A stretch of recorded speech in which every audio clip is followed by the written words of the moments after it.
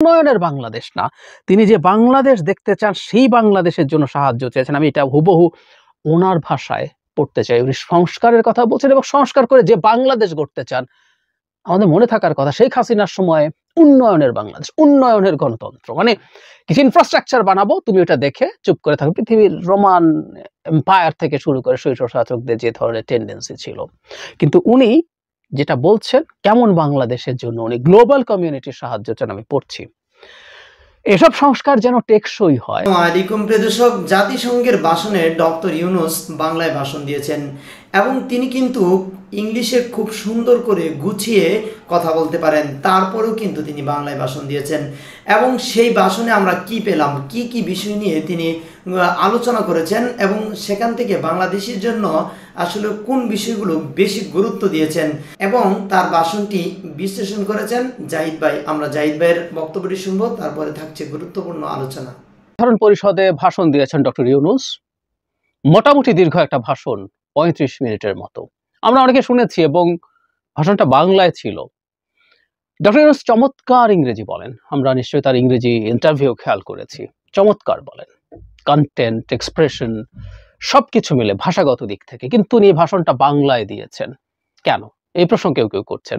আসবো সেই জায়গায়, এবং এই ভাষণের মধ্যে কিছু ইন্টারেস্টিং ফাইন্ডিং আছে, আমাদের এই জিনিসগুলো একটু নোট ডাউন করা দরকার। বাংলাদেশের একজন সরকার প্রধান জাতিসংঘে ভাষণ দিয়েছেন, তার প্রথম ভাষণ। এই ভাষণটা নানা দিক থেকে বিশেষ। আমরা খেয়াল করছি ডক্টর ইউনূস আমেরিকায় গেছেন, এই সফর ইটসেলফ, মানে তার মতো একজন মানুষ, তার মতো একজন ব্যক্তিত্ব আমাদের দেশের সরকারের দায়িত্বে আছেন, সেই মানুষটা প্রত্যাশিতভাবেই গ্লোবাল কমিউনিটির অত্যন্ত গুরুত্বপূর্ণ মনোযোগ পেয়েছেন। সেটা হয়েছে, ফলে সারা পৃথিবীর এক ধরনের ফোকাস ছিল তিনি কি বলেন সেটা দেখার জন্য। যেটা হয়, যেটা হবার কথা, যেহেতু তিনি একটা রাষ্ট্রের দায়িত্বে আছেন এবং এই দায়িত্বে এসছেন তিনি একটা রক্তাক্ত গণ অভ্যুত্থানের মধ্য দিয়ে, সেই অভ্যুত্থান এবং এর পরবর্তী স্বপ্নের কথা আছে, আমাদের দেশের ইন্টারনাল ইস্যুস, এর সাথে আছে বহির্বিশ্বে তিনি কি বলতে চান। ডক্টর ইউনূসের তো ব্র্যান্ডিং একজন গ্লোবাল গুরুত্বপূর্ণ মানুষ হিসেবে, যিনি পৃথিবীকে বিভিন্ন ক্ষেত্রে দিক নির্দেশনা দিয়েছেন। তার দিক নির্দেশনা যা দিয়েছেন সেটা সঠিক না, সেটা করলে ঠিক হবে, এটার মধ্যে কোনো মডিফিকেশন দরকার কিনা, বা ওনার চিন্তা অনেক বেশি ইউটোপিয়ান কিনা, যে কেউ এসব প্রশ্ন করতেই পারি আমরা, এটা করা যেতেই পারে। কিন্তু গুরুত্বপূর্ণ প্রশ্নটা হচ্ছে, বিষয়টা হচ্ছে যে তার এরকম কতগুলো মতবাদ আছে, তিনি সেগুলোর কথাও বলেছেন, কারণ তিনি মনে করেন যে পৃথিবীকে বাঁচাতে হলে এগুলো করতে হবে। সো ওইটারও এক ধরনের ক্যাম্পেইন আছে, জাতিসংঘের সাধারণ পরিষদে তিনি একটা রাষ্ট্রের প্রধান হিসাবে এই কথাগুলো বলছেন। মানে বাংলাদেশের সরকার প্রধান গ্লোবাল ইস্যুতে, গ্লোবাল নানা গুরুত্বপূর্ণ বিষয়ে কথা বলছেন, এটা দেখাও এক অসাধারণ ব্যাপার। সবাই বলেন, তার বলার ডাইমেনশন ভিন্ন, কারণ অনেকগুলোর প্রবক্তা তিনি নিজে। বাংলাদেশ প্রসঙ্গে পরে আসছি, আগে গ্লোবালি তিনি কি কি বলেছেন। আমরা জানি সারা পৃথিবীতে এখন গ্লোবাল ওয়ার্মিং নিয়ে কথা হয়, সাস্টেনেবল ডেভেলপমেন্ট নিয়ে কথা হয়। সেগুলো যখন বলছেন তখন তিনি তার ৩ পৃথিবী, zero carbon emission, zero unemployment, zero poverty, এই যে ৩ পৃথিবীর কথা বলছেন সেটার কথা এনেছেন। তিনি সামাজিক ব্যবসার কথা এনেছেন, কারণ এটা সত্য, এখানে ডিটেইল বলেননি, এটা সেই জায়গাও না। ডক্টর ইউনূস বিভিন্ন জায়গায় বলেছেন, আমি যেটা নিজে বহুবার শুনেছি, সেটা হলো এই যে ম্যাক্সিমাইজিং দ্য প্রফিট, এই যে ব্যবসার এক আপ্তবাক্য, এই চেস করতে করতে করতে করতে এই পৃথিবীটা ধ্বংসের দিকে গেছে, কোনো সন্দেহের কিছু নাই, আমরা সব শেষ করে ফেলছি। সুতরাং উনি মনে করেন, আবারও বলছি, তার চিন্তা নিয়ে ডিবেট হওয়া উচিত, ডিবেট হোক আমরা, কিন্তু উনি বলছেন যে সামাজিক ব্যবসা যদি আমরা করি, সেই ভয়ঙ্কর নেগেটিভ এই প্রতিযোগিতাটা, এই অন্ধ প্রতিযোগিতাটা বন্ধ হবে, যেটা আমাদের প্ল্যানেটকে সেভ করতে পারে। উনি নিজেকে মনে করেন যে প্রতিটা মানুষের উচিত হবে, এগুলো আবারও বলছে, ওনার স্পিচে ছিল না, আমি ওনার অন্য জায়গায় এটা দেখেছি, প্রত্যেকটা মানুষ আসলে এই প্ল্যানেটের সিটিজেন, সুতরাং এই প্ল্যানেটকে কালেকটিভলি বাঁচাতে হবে, হুইচ ইজ রাইট।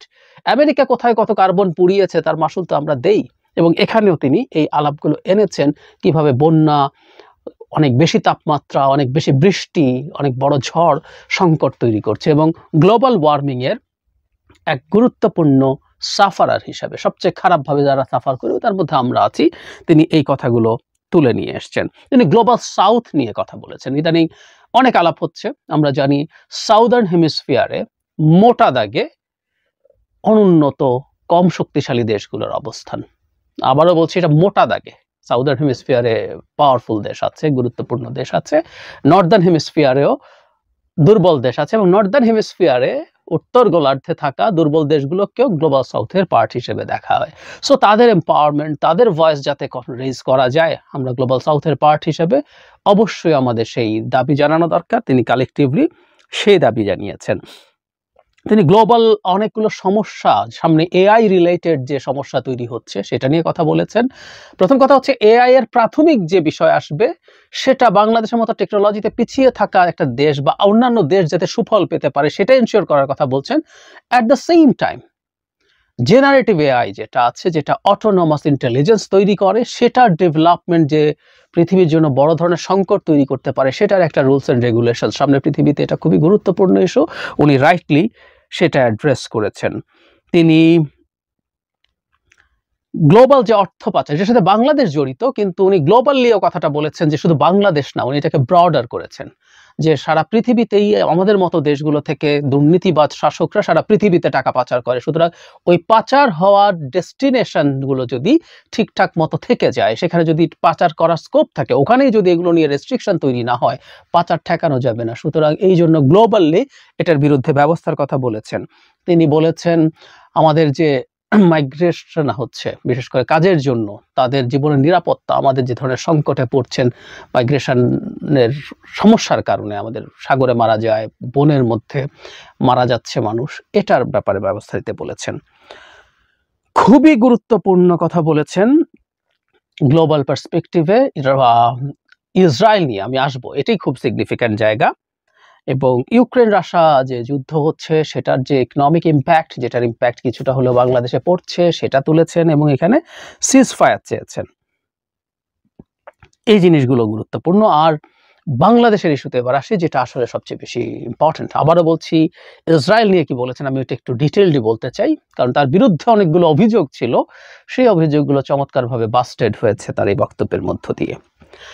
উনি শুরু করেছেন রাইটলি যে বাংলাদেশে যে মুভমেন্ট হয়েছে সেই মুভমেন্টটা নিয়ে, একটা স্বৈরাচারী সরকারের বিরুদ্ধে কিভাবে আমাদের তরুণরা মাঠে নেমেছেন, তারা মাঠে নেমে অন্যান্য মানুষকে কানেক্ট করেছেন, কানেক্ট করে বন্দুকের সামনে বুক পেতে দিয়েছেন, যেটা সারা পৃথিবীকে অভিভূত করেছে। রাইট, খুব চমৎকারভাবে শোকেস করেছেন, যেগুলো বহুকাল ধরে মানুষের জন্য অনুপ্রেরণার উৎস হয়ে থাকবে। আমিও মনে করি বাংলাদেশের এই লড়াইটা, আমি আলাদা ভিডিও করেছি যে হাতে কোনো অস্ত্র ছাড়া বন্দুকের সামনে বুক পেতে দেওয়া হয়েছে, যেটা বাংলাদেশের ইতিহাসেও ছিল না। বাংলাদেশের ইতিহাসে পাল্টা ককটেল, দেশি বন্দুক, এলজি টেলজি কি যেন নাম ছিল, পাইপ গান দিয়ে পাল্টা গুলি করার টেন্ডেন্সি ছিল।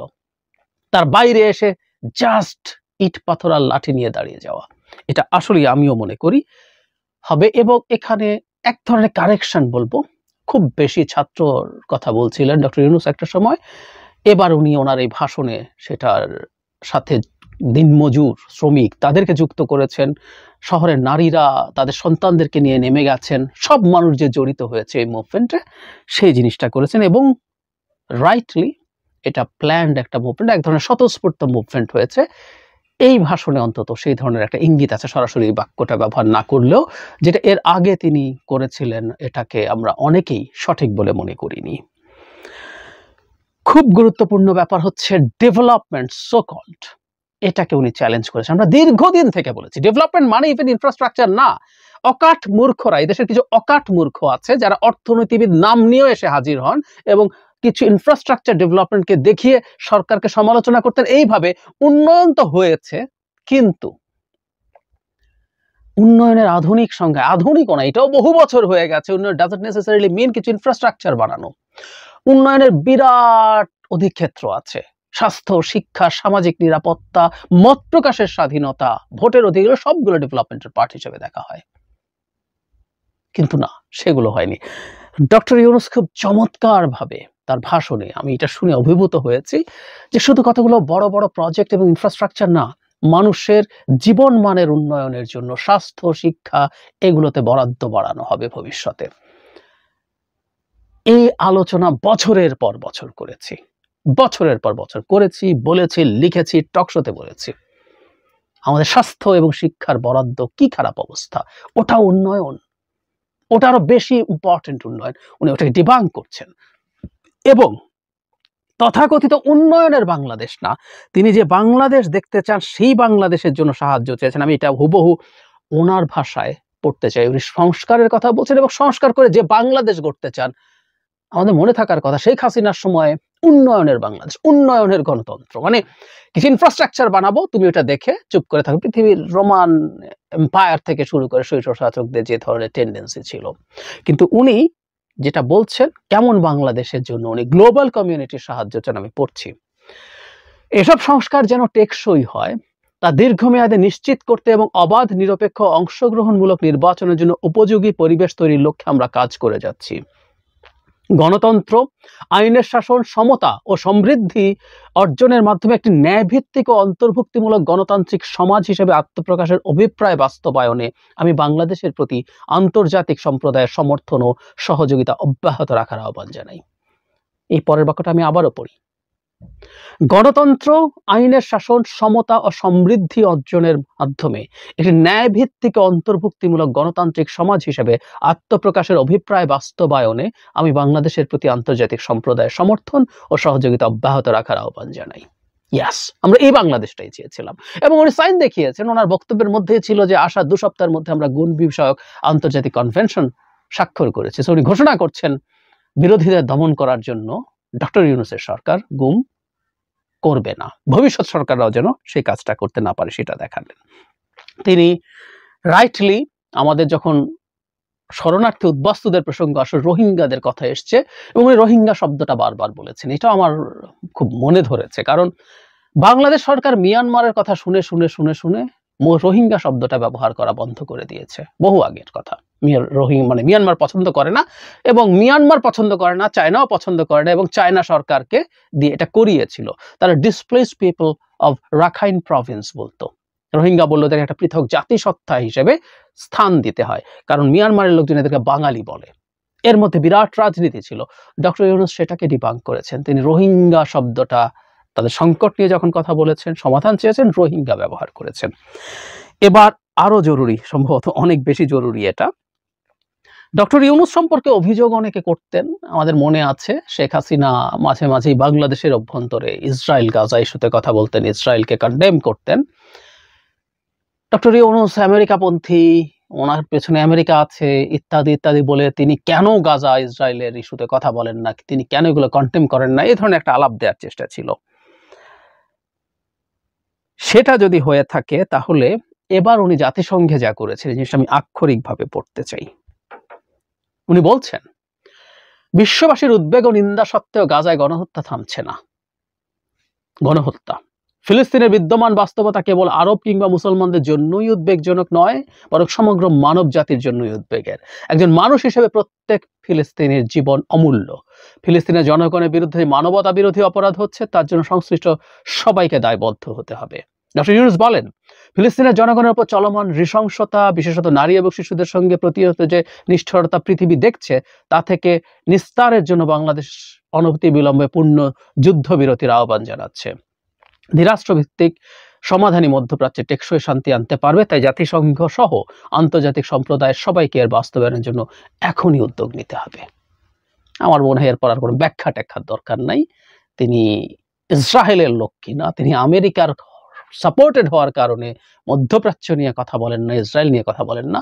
জাতিসংঘে দাঁড়িয়ে এর চেয়ে বেশি স্ট্রংলি আসলে আর কিছু বলার নাই। It's the highest one. So এই বিভৎস অপপ্রচারটাকে তিনি স্ট্রংলি ধ্বংস করে দিয়েছেন। শেষ করব তার বাংলায় ভাষণ দেয়া নিয়ে। মানে অ্যাপারেন্টলি মনে হতে পারে তার এত চমৎকার ইংরেজি বলেন যে মানুষটা, তিনি যদি ইংরেজিতে ভাষণ দিতেন গ্লোবাল কমিউনিটির অনেক বেশি অ্যাটেনশন তিনি পেতে পারতেন। জাতিসংঘে ইনস্ট্যান্টলি ট্রান্সলেশন হয়, সবাই ইংরেজিটাই শুনেছেন বা তার ভাষায় শুনেছেন, ওখানে যে অফিসিয়াল ভাষাগুলো আছে। কিন্তু এটা যখন ছড়িয়ে পড়বে হয়তো ইংরেজিতে শোনা যাবে, সাবটাইটেল হতে পারে বা ডাবিং হতে পারে, কিন্তু ওনার মুখে শুনলে সেটা অ্যাপিল গ্লোবাল কমিউনিটির কাছে বেশি ছিল। কিন্তু আমরা যেটা বাংলার কারণ ধরতে পারি, ধারণা করব, তিনি বাংলাদেশি অডিয়েন্সকে টার্গেট করেছেন। এটা একটা ব্রিলিয়ান্ট সিদ্ধান্ত বলে আমি মনে করি। কারণ ডক্টর ইউনূস জাতিসংঘে গিয়ে কি বলছেন এই দেশের মানুষজনেরও অনেক বেশি আগ্রহ থাকবে। গ্লোবাল কমিউনিটির কাছে খুব বেশি নিজকে প্রমাণ করার তার কিছু নাই, দেশেও নাই, কিন্তু ডক্টর ইউনূস যখন একটা দেশের দায়িত্বে আছেন, প্রশাসন চালাচ্ছেন, তিনি কিভাবে চালাচ্ছেন সেটা ইম্পর্টেন্ট এবং ওনার জনসমর্থন ম্যাটার্স। উনি যা যা কাজ করতে চান, সংস্কার করতে চান এবং আরও যা যা করতে চান তার জন্য জনসমর্থন বেশ ইম্পর্টেন্ট। সে কারণে উনি বাংলায় বলেছেন বলে আমি ধারণা করি এবং খুব চমৎকারভাবে উনি কমিউনিকেট করেছেন মানুষের সাথে। এটা যে কোনো বিবেচনায় আমার কাছে অন্তত একটা ব্রিলিয়ান্ট সিদ্ধান্ত। দর্শক, আপনারা জাহিদ ভাইয়ের কথাগুলো শুনছিলেন এবং বুঝতে পেরেছেন যে ডক্টর ইউনূস যে ভাষণটি দিয়েছেন, প্রথমত তিনি বাংলায় ভাষণ দেওয়ার একটি গুরুত্বপূর্ণ কারণ রয়েছে, সেটি হলো তিনি কিন্তু বাংলাদেশকে ও সবার সাথে পরিচয় করে দেওয়ার জন্য এবং বাংলা ভাষা পরিচয় করা দেওয়ার জন্য কিন্তু তিনি বাংলায় ভাষণটি দিয়েছেন। আরও অনেকগুলো কারণ কিন্তু রয়েছে, কারণ তিনি বাংলাদেশ থেকে গিয়েছেন, এটি যেমন সত্য তেমন তিনি একজন যে বাঙালি এটিও তার ভাষার মাধ্যমে কিন্তু প্রকাশ করেছেন। তবে ডক্টর ইউনূসের আমি একটি বিষয় গুরুত্ব দিচ্ছি, সেই বিষয়টি হলো যে একটি সামাজিক ব্যবসা। তিনি বলেছেন সামাজিক ব্যবসার কথা, এটি বাংলাদেশের বিভিন্ন জায়গায় কিন্তু তিনি অনুষ্ঠানে বলে থাকেন বা বিভিন্ন সমাবেশ এবং সভাতে তিনি বলেছেন। তবে এই বিষয়টিতে গুরুত্ব দেওয়ার কারণও রয়েছে, কারণ সামাজিক ব্যবসা যদি আমরা গুরুত্ব দিই একটি সমাজকে, কারণ সমাজই ব্যবসা যদি আমরা গুরুত্ব দিই তাহলে একটি সমাজকে সুন্দরভাবে গড়ে তোলা যাবে। আর একটি সমাজ যখন সুন্দরভাবে গড়ে উঠবে তখন একটি জেলা সুন্দরভাবে গড়ে উঠতে পারে, তখন একটি রাষ্ট্রও কিন্তু সুন্দরভাবে গড়ে তোলা সম্ভব। আমাদের সমাজে এই বাংলাদেশে কিছুদিন পরপরই বিভিন্ন ধরনের দুর্যোগ আসে, আমাদের উপর বিপদ আসে, যেরকমভাবে কিছুদিন আগে আমাদের দেশে বন্যা আসছে এবং এরকমভাবে আবার ঘূর্ণিঝড় আসে। এরকমভাবে আমরা